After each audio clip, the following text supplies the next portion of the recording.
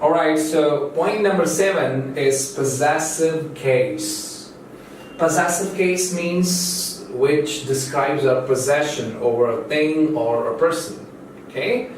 Ownership. Basically, you're the owner of that person or the thing. Okay? Possessive case are mine, your, his, our, her, their, apostrophe s, their, this, that, these, those, all are possessive.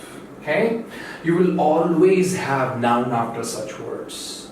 Okay? These words are only used for nouns because we can have possession over something that we can touch or felt.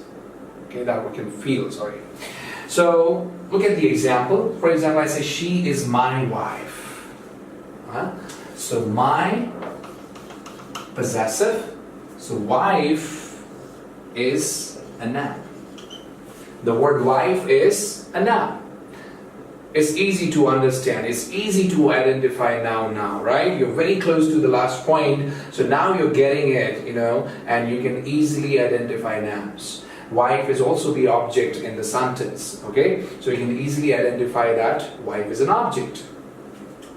But because adjective qualifies noun, so we may have adjective before any noun. But still, if I'm using any possessive word, I must have a noun after it. So this point is also going to help you to identify which word is a noun.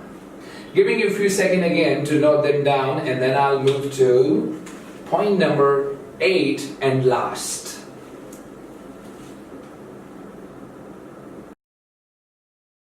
Alright, so let's move on to point number 8.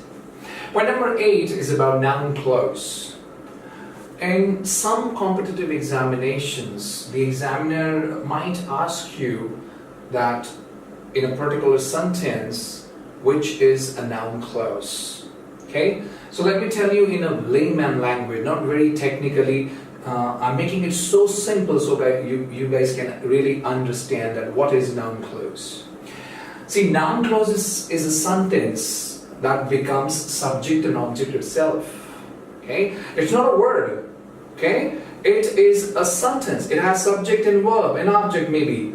Okay? So when a sentence becomes subject and object and play or functions as noun, a whole sentence becomes the subject of another verb. Okay? So that is called noun clause. Or when it introduces the doer. Okay? We have a doer in the sentence and we write some words about him, introducing him. So that is also noun clause in a very layman language. Look at the example, you will understand it better. First example says, what she does is none of my business. Now in what she does, look at this sentence, what she does. Okay? This is itself a sentence. What she does. Okay? Now we have a verb, is. None of my business, object. So we have the subject, which is itself a sentence, what she does. And now I'm using a verb for it, which is.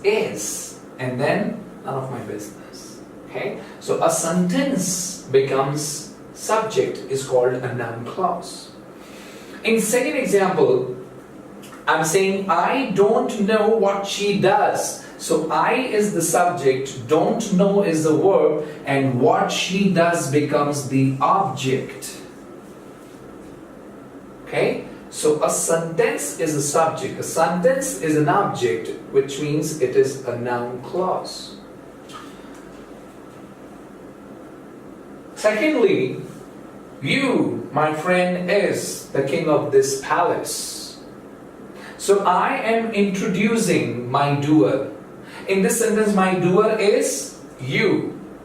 Okay? I'm talking about you, my friend. So doer is you. My friend, the words which are introducing the subject, the doer, you. This question is most of the time asked in many competitive examinations, where what we do is that we use the verb according to the nearby word. Whereas in such sentences where you are introducing the doer, the subject is here. My subject is not my friend, my subject is you my friend. And verb always comes according to subject. So in this particular sentence, the subject is you, not my friend, so the verb should be are. You, my friend, are the king of this palace. Such errors are seen in many competitive examinations. Alright? Okay, so I told you I'm going to give you the most important 8 points. But hey, icing on the cake, I'm going to give you one more point. Alright? I intentionally kept it so that I can surprise you. So here we have the very last sentence, point number 9. Pay great attention to it. Alright? Giving you a few seconds to note this down.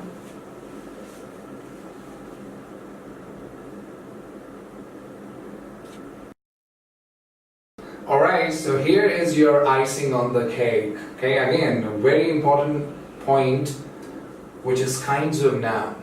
See, we have 2 kinds of noun. Noun countable and countable. You got to know, some points about the countable and uncountable nouns, which is non-countable nouns are always singular. Countable can be both singular and plural. Non-countable nouns cannot be preceded by article a or n. You will never say, give me a water. No, you will say, give me a glass of water. Because you can count the number of glasses, but you cannot count water. Okay? The list of uncountable nouns, you can have in any books, or if you want me to give you the details on countable and uncountable noun, do inform me in comments. Okay, so if you because you have to inform me in comments, so I will then try to give you the list of countable and uncountable nouns. The third point you need to know about non-countable noun is s or es cannot be used. We never say waters. Okay, waters, no, water. Okay, then countable noun, you can use article an. You can use s or es because we pluralize countable noun. We say teacher, teachers. We say a teacher, but we don't say a water. Alright? Thank you very much guys for watching this video, and I hope this is going to really help you. Just do one thing, repeat the information, revise the content as many times as you can. And one more thing that I would like to share with you guys, some students or some English learner think that we should learn English with the help of Hindi. See, I am not against Hindi language, but understand, you want to learn good English, you got to listen to it, you got to read it, you got to speak it, write it, do whatever you can to make or improve your language. That's why I'm using only English in my explanation, and I think I'm using very simple words and I'm speaking very slowly so you guys can understand. But do let me know in the comments if you guys do not understand anything what I'm saying. Thank you very much once again. Please note this point also down. I'm going to give you again 3 seconds, but I'm not going to come back now. Alright? Thank you.